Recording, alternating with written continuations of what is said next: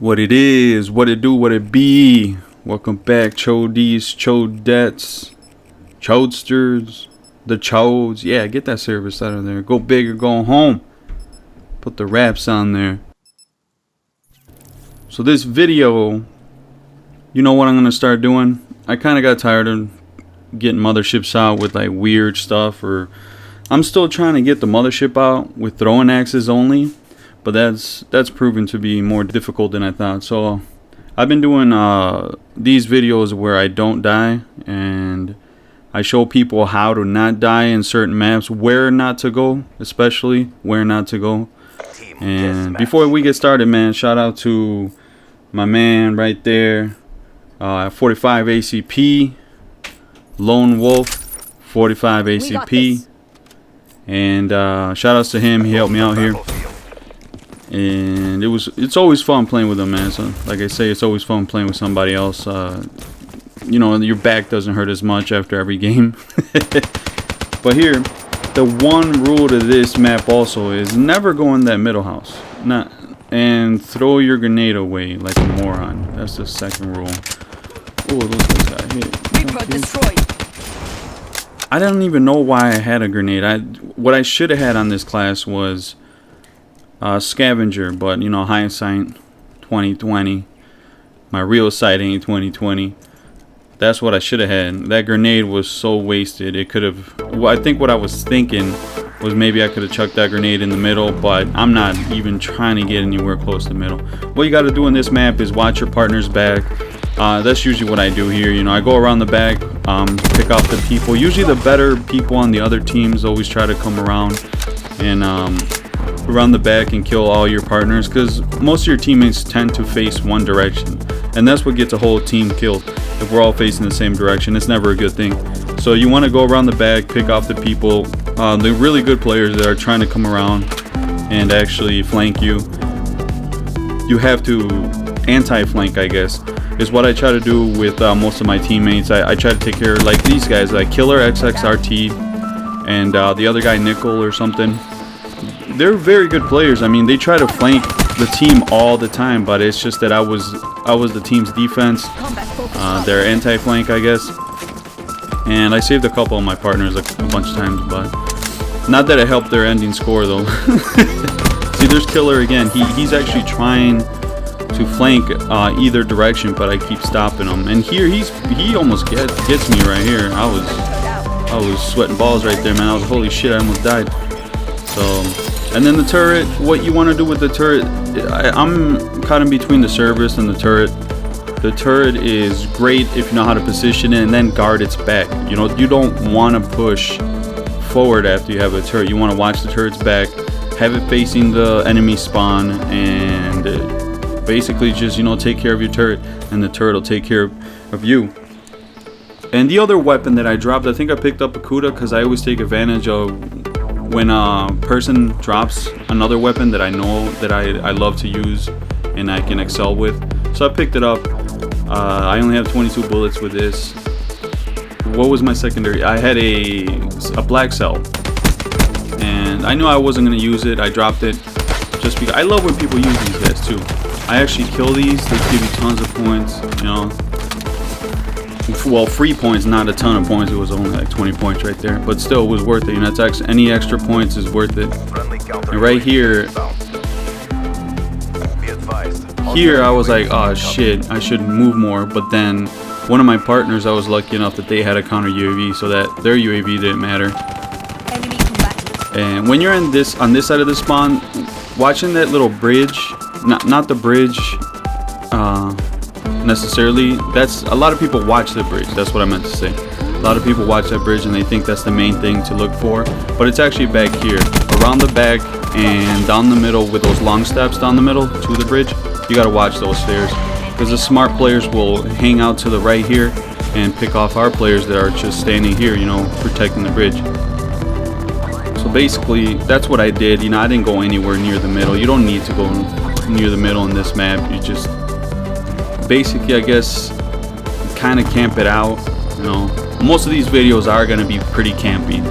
But I don't know, by definition, I guess I'm not camping. Camping is staying in one spot the whole time, not moving around. This is kind of like campy, I guess. It's campy, but it's not camping. It's playing really defensive and being campy, I guess, you know. But, you know, I don't stay in one place. I run around one half of the map. I patrol it. On different maps, I like to cut the map in half horizontally where it splits the spawns up. But on other maps, I prefer to split it vertically. And this is one of those maps that I prefer to split vertically, where I go up and down between the spawns. And these guys, you know, they're free kills. Why not take advantage of it? They're trying to kill the wraps.